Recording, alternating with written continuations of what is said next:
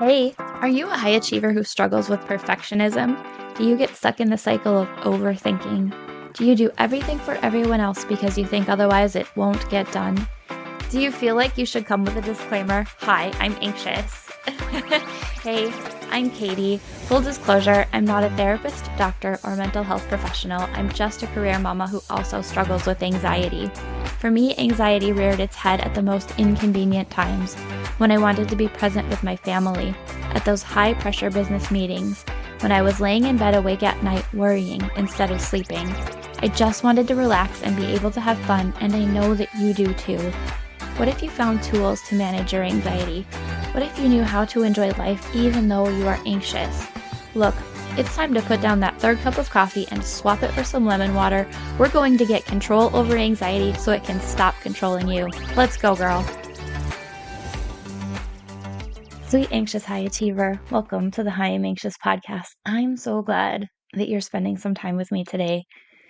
It is heavy on my heart right now, this topic that I need to talk with you about today, because it's something that I have struggled with recently, and I just feel like it's important for us to sometimes share our struggles, even if we're in the midst of them and haven't climbed out yet, because maybe there's somebody we know that's listening that might also be struggling too, and all they need to know is that they aren't alone in their struggles. So, what I want to talk about right now, sweet anxious high achiever, is knowing when you need to slow down, knowing when you need to stop, knowing when you need to take a break.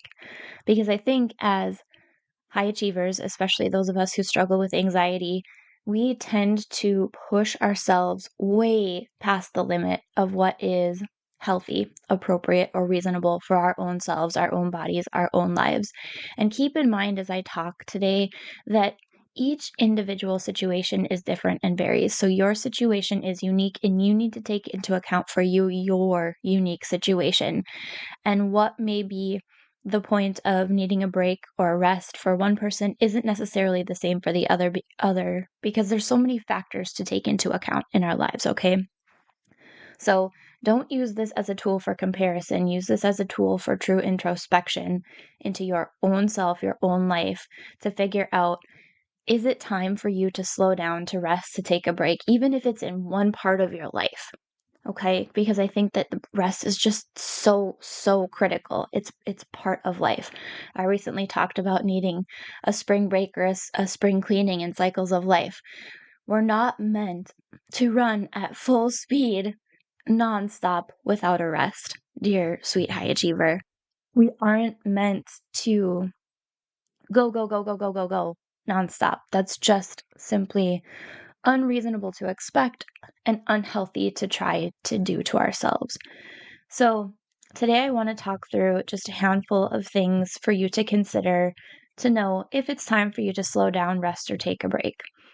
Now, one of the biggest things is physical symptoms, and I think that this is something that is a real struggle for a lot of us because we tend to be able to suppress our physical needs in order to obtain whatever it is that we want to push for that next goal, to accomplish that next thing, to finish that project, to get done what we need to get done for the day, which can mean ignoring really basic physical cues like I'm hungry, I'm tired, I'm thirsty, I need to go to the restroom.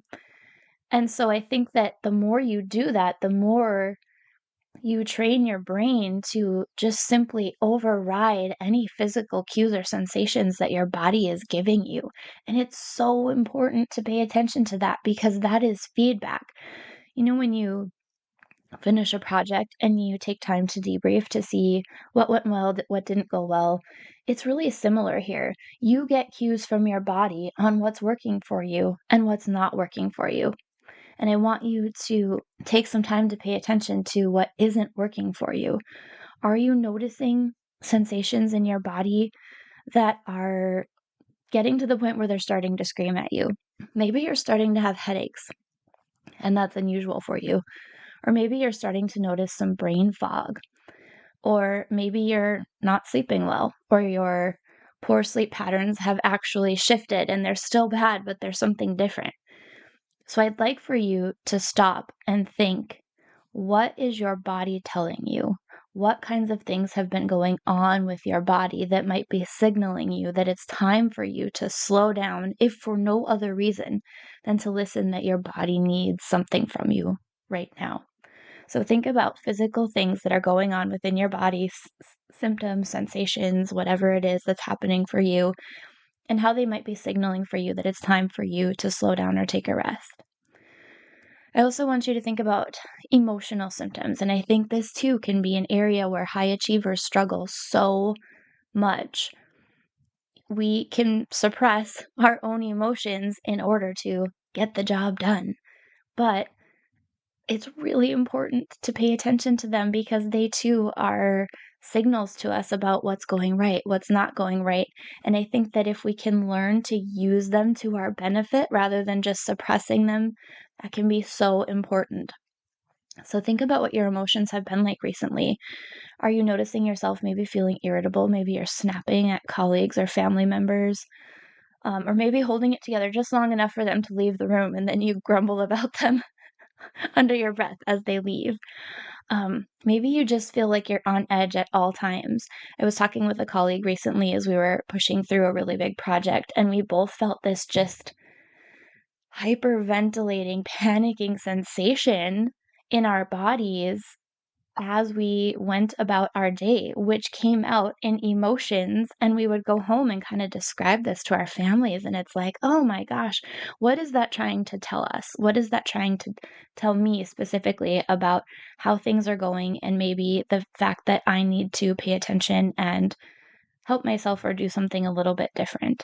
So pay attention to emotions that are going on in yourself and what that might be telling you about your need for a rest, a break, or slowing down. And then finally, I think this is something, if the first two didn't get you, dear sweet high achiever, I know that this one's going to. And that is, are you noticing decreased productivity? If you aren't feeling like you can take the time to pay attention to your physical or emotional self, what about decreased productivity? I know that that matters to you because you are a high achiever. Have you noticed anywhere in your life where you're maybe just not as productive as you once were or productive as you feel like you could or should be? Are you not getting to things as quickly as you would like to? Are you struggling when you sit down to work to actually focus and pay attention on the work at hand? These could be signs of decreased productivity that might be signaling to you it's time for you to rest or slow down.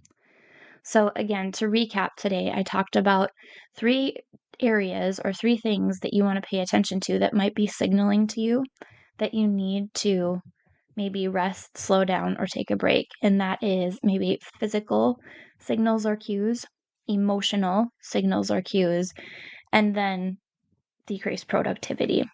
And I would encourage you to sit down and write about one of these. Maybe take 3 minutes because I know you're busy.